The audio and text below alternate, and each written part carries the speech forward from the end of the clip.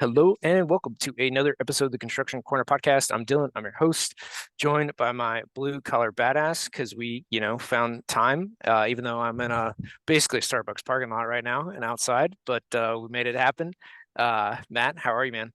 Doing good, Dylan. It's glad to be back on the mics, man. It's been God, it feels like it's been longer than a month, but it's been a long time for sure. Yeah, dude, I don't even keep track anymore. Like it's whenever we can make it happen, it works. It's just that time of year, man. It's busy in a good way, but it's just everything is firing on all cylinders on my front, and it sounds like yours too.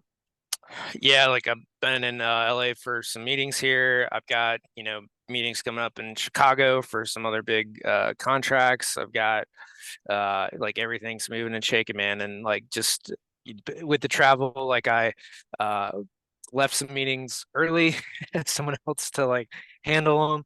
Ended up stopping at a Starbucks like an hour and a half ago to do a demo meeting in Starbucks. And I'm like, I hope this microphone works and doesn't pick up like the blenders and all the other shit Right. as doing demo meetings. And then drove another hour to sit here and be with you, man. Awesome. Well, I'm glad we got to do it, and we'll get moving. We won't dilly dally on this one because I know you're busy. It's part of the game. So what's new, brother? Oh man. The big things are like I just wrapped up phase two yesterday. I didn't even talk about it on the episode they posted this week, but just wrapped up phase two. We got a 50K this weekend in Tahoe, and then so it's 31 miles and change. And then on August 26th is my 100 miler. And again, like I know this is not like relatable for most anybody running these distances, but yeah, man, that's like basically what's on the calendar. And then a ton of travel and just figuring out how to get some runs in, whether it's on the treadmill or outside or, trying to get up in the mountains to do a lot of this stuff. It's awesome, man. 50K is that's out of my range. That's way out of my range. 100 mile, I can't even really fathom, but I know you like it and you're good at it, so I'm looking forward to seeing it. Yeah, man, like I mean in this training schedule, like just to, give everybody an example. So like last Saturday I did 22 miles in like the morning and then like I ran out of water and stuff and I was in a place where like I could have, pulled water out of like the lakes and whatever, but I was like I need more calories and I just didn't have enough food. But I went back to my car, finished it like 22 miles and then like late, hung out with my in-laws and we did a bunch of stuff and then like did dinner and all that. And then at 8:30 went back out and did like another, 5, 6 miles. So like Wow. I basically did a marathon on a weekend. I broke it a little bit and then, the next morning went out and ran like another, uh few what I do? Well, I ended up getting a side stitch. So I walked for like 45 minutes, drove, then like ran a few more miles, like ran when I got to where I was going. And then, ended up meeting a buddy and then we just walked for like 2 hours. So I got in my mileage that way. And then even finishing out like phase two, I did my, walk, run and weights. And then I ended up doing another like hour and a half walk on the beach last night, again with a buddy, just like catching up and just walked up and down the beach, to catch up. Not a bad place to do your outdoor workouts, man. We're like we were talking before we hit record. I'm in the first week of phase one. And we walk around Brighton, downtown Brighton, our outdoor workout. We're doing rucks every day now. We up the weight plate to 30 pounds for this round through, but certainly not as cool as walking around on a beach. I mean, it was at like 10 o'clock at night, but hey, you Hey, do what you got to do. that's right, man. Well, that's cool, dude. For those of you who are listening who don't know, so phase two is the second phase, well, third phase really of the Live Hard program. Um, we've talked about it before. Phase one is technically the second phase with 75 hard is the first phase, and phase one, phase two, and phase three. But it's definitely worth looking into if you haven't seen it, and it's worth doing by all means. So I've been pretty geeked this time. So I did 75 hard with a guy I work with. We did it back in, I think we started in February. And now the two of us are also doing phase one, we also now have a woman in the office, a newer employee who started 75 hard all by her fucking self. Like I think, I don't know, before the fourth, which was cool to see, like just jump right in and do it, because it's really powerful, man. I mean, you can't really easily put it into words. And her especially, she's in the phase, or the section right now where like everything just sucks, right? She's, 2.5 weeks, something like that into it. And we were talking the other day. I'm like, listen, just make it 2 more weeks. And that's when you'll start noticing shit, right? You'll start seeing things that you haven't seen before, as far as your mental capacity and your physique, and all these things start not becoming easy, but they start making more sense to you. And you start seeing that motivation cycle going of, counting up all these wins. And but for now, she's like, fuck, this is bullshit. Why did I ever think this was a good idea? Yeah, it's really getting through that first, 50 days probably. And then really like the last 2 weeks are just like you just keep showing up for it, Yeah. and that and more so recently, and this, ties in for you guys, right? But this is all personal excellence, but it's showing up, doing what you have to do for that day. And then when you finish for the day, you're done, right? That's like the beauty of 75 hard in so many ways is you have your critical task list and you do it. And when you're done, you're done, right? And then you just have to not mess it up, right? That's the biggest thing is like not messing up at night, and making sure that you're then ready for the next day, right? You're not drinking, you're not doing any of that stuff at night to like wreck your not only, the program, but also the next day. So you're well prepared and like, it's been cool because like again, meeting a buddy that I don't see very often, I was out, we were out until midnight, right? Like walking and catching up and all that kind of stuff. And then I got up at 6:30 this morning, right? I didn't get back to the hotel till like 1, got up at 6:30 and I'm fine because like it wasn't like out at the bars and Yeah. like Yeah. drinking, eating shit food. And then you're like getting up groggy, like, and I got up and did everything I needed to do this morning. We had meetings. I was fresh, it wasn't foggy. Everything was good, ready to go. And, I can move along with my day and, I get 5 hours of driving left to do today and it'll be fine, right? Like because I'm fresh, I'm ready. I, ran yesterday, like everything's aligned to where you're not now. Tomorrow's my birthday, so like that's going to be a separate deal, but and I didn't like actually plan this intentionally. It just kind of happened.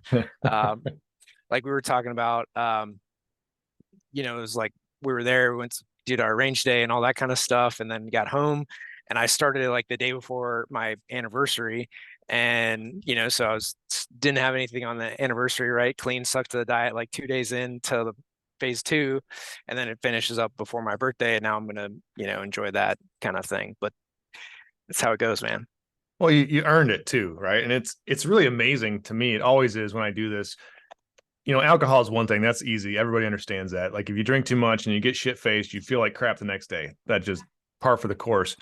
But what always almost takes me back is the food thing, right? Like you don't realize how shitty you feel the next morning after you eat crap all day the day before. And it's really eye-opening, man. I mean, the program makes you work pretty strictly on some sort of diet program. There's no real restrictions on what it is. You get to make that up. But like myself, this time I'm counting macros, which I've never done in my life. And it's a pain in the ass. It is a giant pain in the ass. Everything I put in my mouth, I got to pull up my little app and try and count it and track it. But it's just kind of been cool to see. And granted, I'm only a week in, but it's cool to see like, all right, well, if I eat this, that's this much protein. I'm getting closer to my protein goals. And I just kind of think like, well, normally I'd eat, I don't know, a bag of chips or, a handful of cookies, and start looking at the back of packages more like, holy shit, that's 300 calories for like 2 cookies or whatever it is. And I don't know. It's eye opening, man. And it makes you really think too, how much shit everybody else is eating. Well, and this is the thing. So for like, all you guys out there, especially on the construction side, right? Like what food trucks are you bringing to your job site, right? What food are you bringing in for the guys? Is it pizza and stuff? And then like no one's productive after that meeting? Well, no shit, Sherlock. You Yeah. know, like why are you catering in pizza, yeah, it's $20, but like, come on, man, now you're losing productivity. And this is like the whole shortchange a dollar, now and you're losing 10, 20, 50, in our world, it's thousands, tens of thousands of dollars, right? So like for your meetings and stuff, like, get the Qdoba like buffet stuff, right? That's way better. Yeah, it's going to be like $300 rather than, 100, but you got, let's just say you got 10, 15 guys for 4 hours, right? So you're at 40, 50, 60 hours worth of work, man hours in the afternoon times $100. Let's just say an hour, now you're at 6 grand worth of lost productivity. Like the math doesn't add up. And it's Yeah. these simple logical things, right? Of that really people shortchange, right? It's doing like this quick back of the envelope math of like, okay, I spent $300 on lunch and people aren't going to feel like shit, want to take a nap. So, but I'm saving, $6,000 in man hours on the other side of it. Um, can like, it's simple math to do when you start to roll through this, right? You're saving $200 to lose 6 grand, like not a good math equation. Nobody looks that far ahead into the magic 8 ball though, right? They're all thinking, well, it's cheaper now, and it kills me. Like, I gotta be careful what I'm saying here, but there's a lot of there's a lot of donuts consumed in our industry, right? And I don't really believe that bagels are much healthier than donuts, but there are healthy options out there. And it's the same mentality though. Like, yeah, I could go spend $12 at Dunkin' Donuts and put a bunch of fried slop in front of my guys that it'll get eaten, or I could go spend, 20, $30 and bring in something healthy, like, Kind bars or whatever, magic hippie fucking things my wife buys for me. But it's just a matter of looking really into it, right? And paying closer attention to what you're consuming. And I don't know, it's interesting and it's eye opening. And, I mentioned, so two of us are doing phase one of our associates is doing 75 hard. We also just went through our annual or our biannual rocks, right? And we launched those actually this week. What's really cool is this time every single person in the company bought into. We each get 3 rocks. So 2 of them are strictly business related, but the third for every single person is a personal development rock. And we let them kind of help pick it and tweak it and tailor it. But every single person committed to something, either mentally or physically, to better themselves. And as a leader of a company and a guy who happens to be, interested in staying healthy myself, it was pretty neat to see. Like, I didn't know how it was going to be taken, right? And it was like, boom, instant buy-in, and granted, it's different phases. I don't expect everyone to do 75 hard. It's not for everybody. It shouldn't be. But, there's a general commitment to, hey, yeah, let's figure out how to get even just a little bit healthier. And to me, it was really cool to see. Yeah, and so just real quick for anybody that doesn't know, so rocks are from Gino Wickman's Traction, so the traction system in EOS. So go read Traction and Rocket Fuel and all the Gino Wickman books to help you on that side of it. And then, yeah, man, like all this stuff feeds into like more productivity, uh, better people, better outcomes, right? You don't feel like shit. I mean, so this isn't, and for your people that are doing this now, whether they stay with you for a decade, life, or they're only here for 2 years, right? They're going to take that mindset and thing to whatever they're going to do next in life. And I think and again, I put us up on this week's episode, right? Like, is to treat that client, and your people are clients in a way, right? Your team members are clients in a way where you are looking out for their best interests. And however you do that, right? And mindset and health and, teaching them skill sets and productivity, right? Like whatever those things, well, and it should be all of them across the board, Yeah. is they'll take them with them, to their household, their communities, right? And this feeds into the whole local thing. And how do you affect change, right? Well, it starts at home, starts with you. Well, it really starts with you, then at home, then your community, then, we can branch out from there. And that's what and man, it makes me so much happier in a lot of ways where I'm not worried about like the national problems. I'm working on me. I'm doing what I can here. I'm doing what I can in my communities. I shop at local places, right? I buy coffee from the local guys, and that's just like the way that I can support in my local community. I shop at the IGA, not at, most of the other places, right? The bigger chains, again, just to keep it local. Well, and you touched on it, keeping it local and building your community and helping your community through small means like fitness, even. It starts at home, it goes to the community, it goes to the townships and the states, but it eventually, if enough of us keep doing this, that's taking over then nationally, right? And it's actually solving. It could have the potential to solve a lot of the problems that we have right now as a society in general.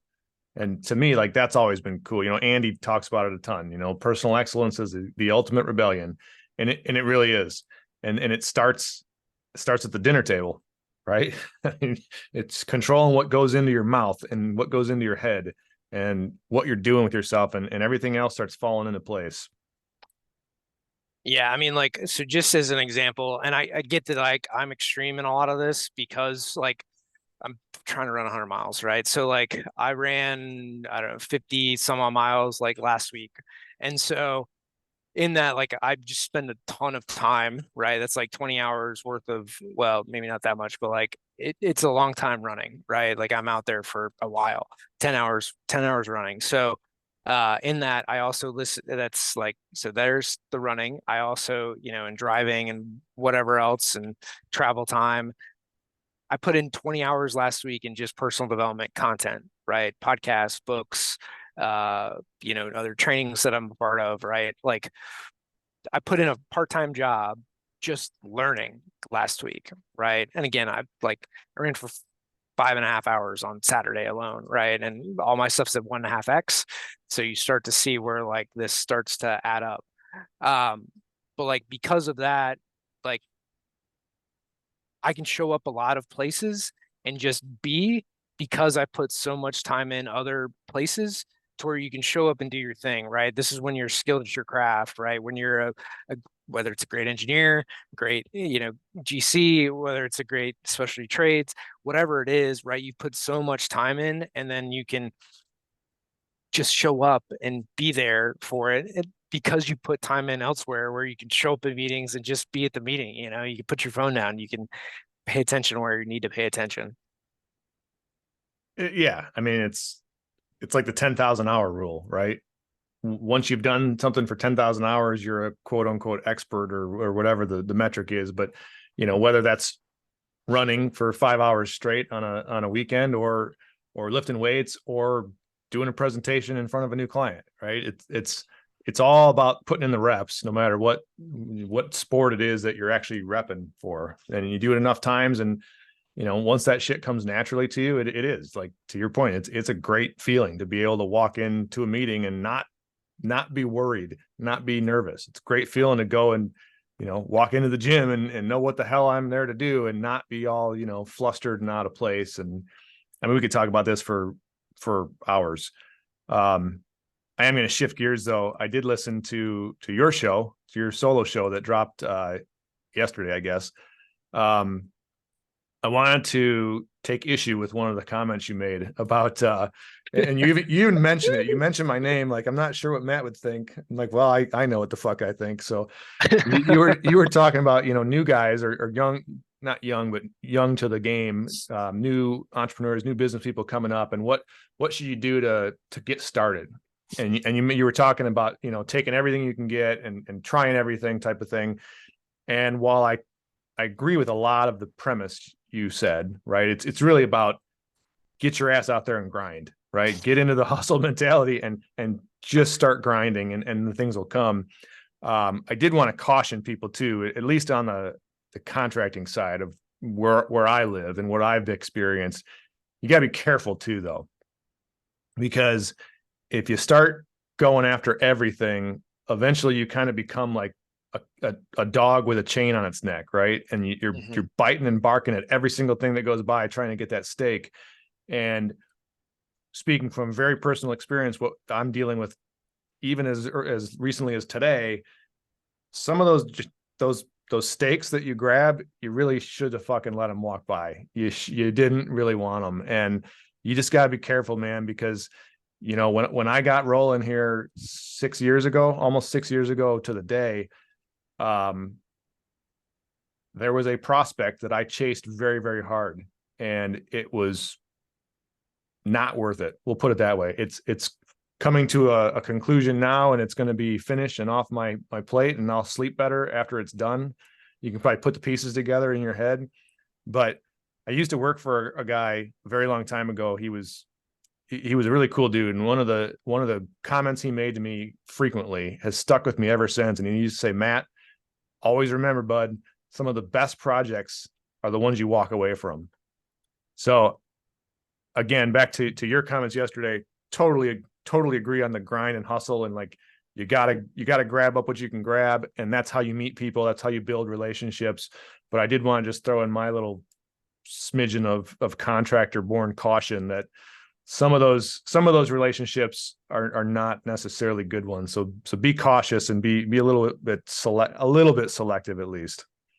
Oh yeah. Well, and this is the thing. It's so nuanced, right? Yes. Like it's so nuanced. And in a format like this, right? Like I don't know your situation. I don't know Yeah. where you're at, right? I don't know what you're trying to go after. And it's the bigger point that I, maybe not missed on it was you need to form relationships with those clients, right? And sometimes it is that small project, like at least on the engineering side, it was always like that small thing, right? You're going to take a bathroom renovation or a locker room remodel or something that sucks, right? And in my world, like I was on the like institutional side of a lot of stuff, right? I was in, you know, schools, higher education stuff, healthcare, right? Where we're signing MSAs, right? Master service agreements with, a hospital system that's massive, right? Right. Right. Billions of dollars, right? We're signing it with, Indiana State or Bloomington IU, right? When I was in Indiana, like we're signing big contracts where we're going to be your engineer of record, right? And so in those instances, like to get in to just do that MSA for the first project, you're going to take some shit deals, but you're doing it and this is where I caution on pricing too, right? And the promises that sometimes get made in those initial things, and there's going to be all this opportunity and then it never comes, right? You can't completely lose your ass on those first projects with the hope and promise, right, that never comes. Now, when you sign an MSA, there's a lot of, usually you're agreeing on pricing for like ever in those. Like there's a lot of other things that get baked into those MSAs that you do, but that's not going to be every client. And like in the engineering world, it's really our time that gets sucked into it. We're not outlaying capital for material or any of that type of stuff that you have on the contractor side.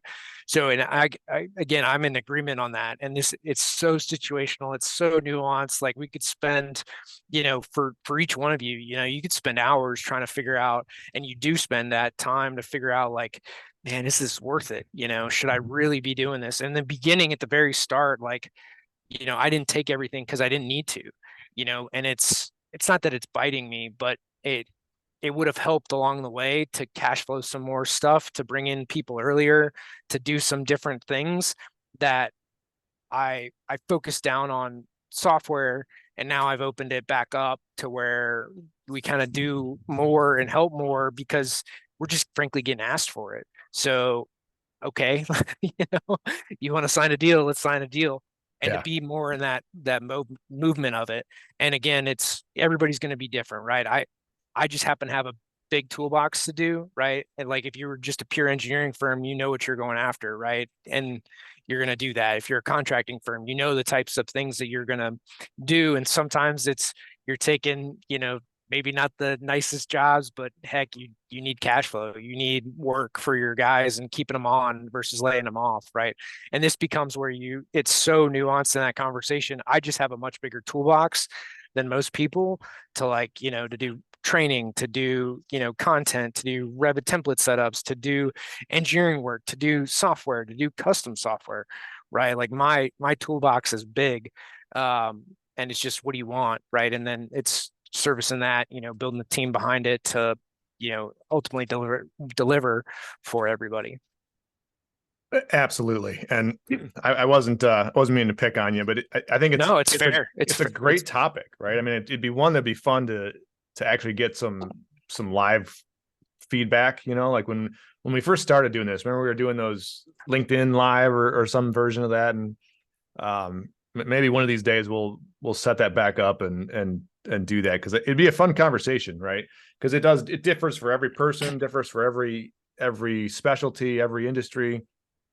You you got to eat, right? At the end of the day, you got to eat. So, if you're taking the jump and you're putting your boots on or whatever, and you're going headfirst into owning a business, whatever it is, you got to eat, and you gotta go after everything you can. Just, I don't know. I laughed this morning. I was listening to the episode this morning on the way to work, and when you called, you said something like, "I don't know if Matt will agree with me." It just kind of hit me. So Yeah, man. Well, and it's again, those are all fair points.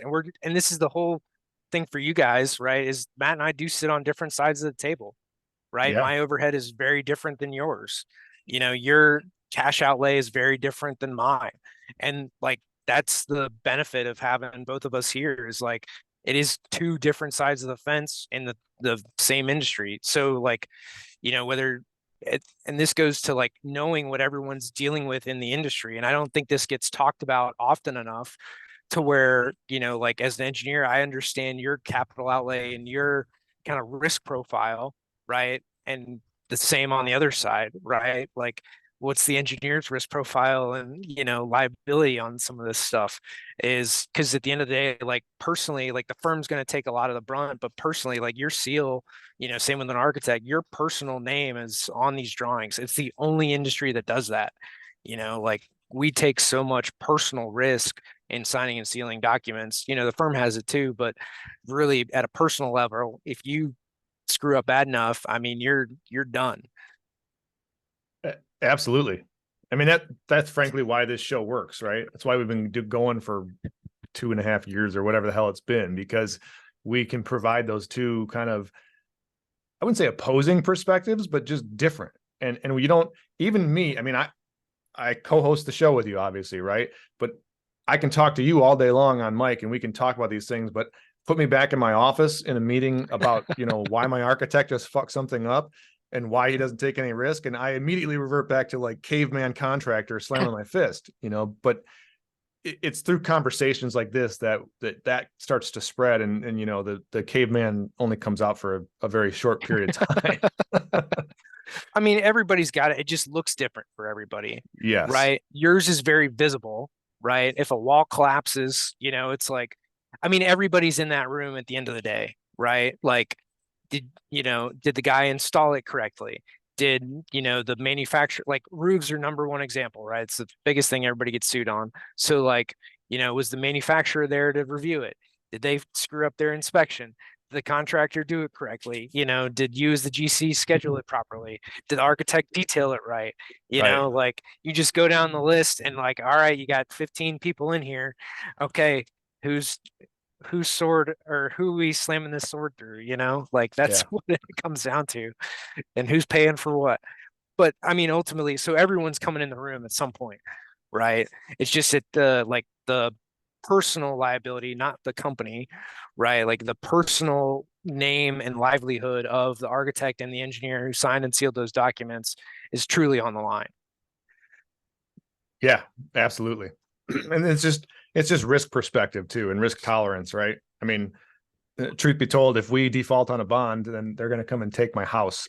So that's that's what I go to sleep with every night, right? Like I have to perform, it's the same idea. Like you got to make sure that the designs that you're putting out, the engineering you're releasing is true and accurate and correct, and that somebody isn't going to zap the shit out of themselves and die on something you designed. I got to make sure that the promises I make are being kept, and that my company's behind me, and I don't want to lose my house.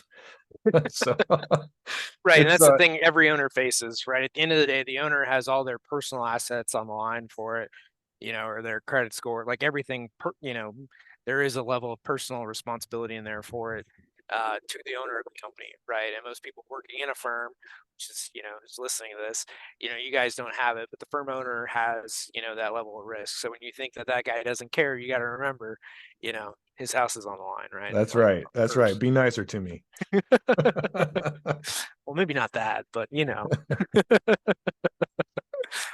Oh man. Well, I think I don't really know how long we've been going. I think we're kind of pushing up onto about our block of time here. And I know you got stuff to do and I got stuff to do. Anything else you wanted to touch on today? the biggest one that I keep coming back to in different conversations is, not only in the personal responsibility, the localness of things is technology at the end of the day. And I know we've touched on some of this AI stuff, and I've touched on, some of these pieces coming out, but is like just understand that technology is a tool, right? No matter what you're using it for, your phone is a tool, right? Like I've been happy Instagram got removed like from my phone somehow, like it magically just pushed itself to the cloud. So I just haven't re-downloaded it. So I've not been on Instagram, and that's like my thing. Like I can go on LinkedIn, but I'm not gonna like I'll post and I'm Yeah. good to like get out of it. Stories really grab me, man. Like people. So anyway, like with that is like you got to remember technology is a tool, right? How you use this as a tool, how you listen to information as a tool. You have to apply it in your life, and the only way you can do that is through reps, right? Through experience. The only way you can embody something is through experience. So if you don't put enough reps in, if you don't have enough experience on something, like running, stupid distances, like I made a joke at dinner last night, like I can run a half marathon with a water bottle, and be fine, like not eating anything and, like through 75 hard, like I'm a chronic kind of under eater. But if you've like been around me when I only eat my one meal a day, like it's a lot of food, but like typically I don't eat enough. So like through all this, you learn through experience. That's the only way to do it. That's why like being on the job site and as you train people, right, to have them with you and to teach them and to continue to pour those lessons into them, right? People aren't going to get it the first time. They might not get it the 10th time. They may not get it 100th time. You probably need to have some conversations between 10 and 100, but like some people it just takes those reps to get through, and then like magically there's a flip over to where they get it, they understand it, like it, and it's second nature, right? To where you didn't know how to do anything at all, to where it's like, oh yeah, I've been doing this my whole life, right? Even though it's just you've had the reps involved in it to learn the skill, learn the trade, learn the craft to do it, and again, whether that's giving a presentation. Most of you guys like in firms do not practice speaking enough to where you, when you get up and present, and like I've been around a lot of sales guys here recently, and it's like, what the you guys are salespeople, like learn to present, put some energy into like presenting your solution and what you're doing.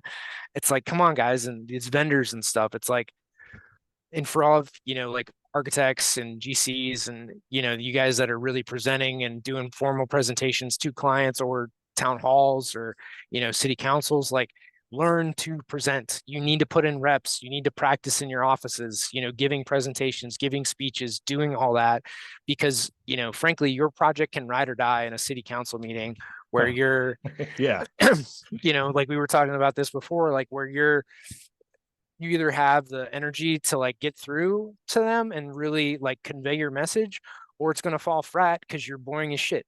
Like you have to practice this stuff, right? Your big project that you're going to get, is made or break. Like, did you do discovery? Did you figure out what their problems were? Did you like do any research before you walked in? Like, do you even pull up their website to see what they do? Like there's a lot of those things that, again, I know we're out of time and this could be a full day session on like how to do a proper discovery call or present properly, but like, and there's tons of books on this stuff, but really getting those reps in whatever it is, right? Bending pipe, laying pipe, digging a ditch, right? From a operator that can't do shit to like a guy that's been, can grade to within a half inch and eyeball on it, Yeah. like it's all in the reps, man. It's in the reps, and you got to know your shit, right? You got to, the more you know the subject matter whether you're presenting or whether you're putting in pipe, the more you know about it and the better you know about it, the more confident you can be and the more swagger you can have when you're doing it. And that's what sells shit, right? Like it or not, if you go in there and you're a miserable, you know, presenter and you're looking at the floor and you're kicking your feet and mumbling and shit, you probably aren't going to win that one. And two, like know where you fit, man. Like there's some people that are born presenters. There's some people that are, born and made to be in the field, right? And barking orders and being that bulldog out in the field. Like you need both of them. You need all of them, Yeah. right? Neither is right or wrong. And like, nobody should take it that way. Like make a choice and decide who you want to be, right? Do you want to be the guy in the field? Do you want to be the guy, like you may never be a foreman, right? You're just going to be a master electrician, right? A master of your craft, and you're good with that, right? You don't need to be a foreman. You don't need to be a superintendent. You don't need to be a project manager.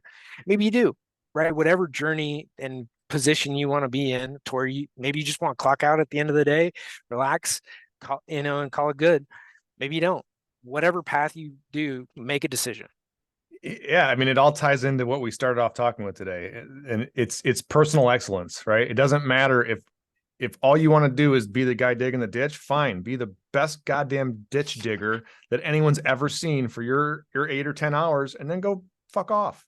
And it doesn't matter what you're doing as long as you put your all into it and you give it true effort.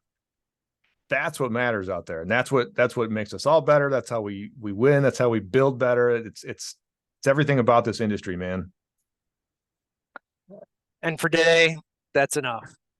Yeah, we've gone on.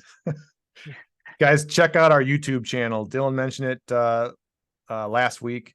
We are slow dripping out all of our recorded episodes. We're still trying to figure out the best way to do that. So by all means, if you've got any tips or suggestions or any episodes you want to see sooner than others, get in touch with one of us, and we will certainly make it happen. And again, thank you all for listening. Thank you for supporting us. And that's going to be this episode of the Construction Corner podcast. Until next time.